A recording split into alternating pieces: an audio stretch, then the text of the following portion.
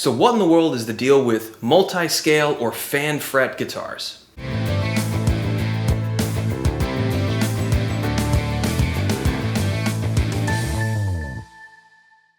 Now before we get started, if you like this video, please hit like and subscribe, the little bell, all that other YouTube nonsense helps the channel continue to grow, and I greatly appreciate it. So the guitar that I have here is a Kiesel Vader VM7, so it's a 7-string multi-scale guitar.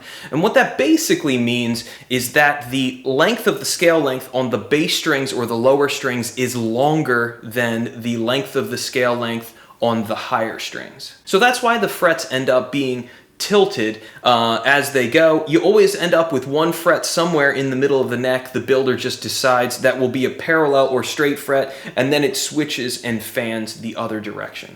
Basically, it allows you to tune lower on your low strings or your bass strings while keeping the same sort of slinky feeling on your high strings. In other words, if we had a baritone guitar where the whole scale length was longer, you would still be able to tune your low strings down and they would stay tighter and they would sound good, but then the problem is you'd have a lot of pressure that you wouldn't be used to on your upper strings, which is going to make bending very challenging, especially as you go more and more strings. Like this is a 7-string guitar, but if you have an 8-string guitar, it's just going to make soloing and playing leads up top and bending more and more challenging and more uncomfortable.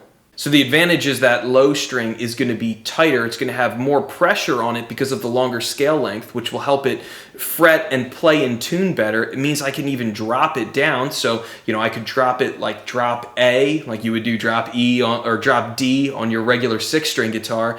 And that note is still going to fret. It's not going to get too buzzy or flubby. It's going to fret nice and still play nice. But my top strings, there won't be too much pressure on them. And then they'll still play great for leads. The real disadvantage of a fan fret guitar is it can be a little uncomfortable, especially like my Kiesel Vader here. The fan or the angle at which the frets are tilted is a little extreme for my kind of pathetic Donald Trump size hands, and sometimes when I'm playing down here it gets a little challenging to play your normal kind of metal riffs.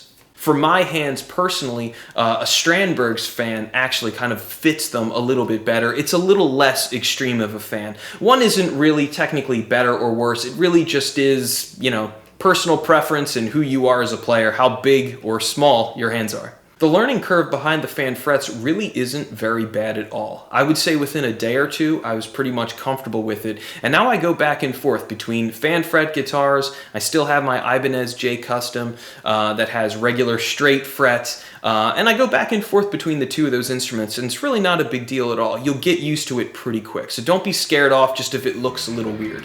So thanks for watching. Please leave any comments or questions down below. I love chatting with people, and again, appreciate the support.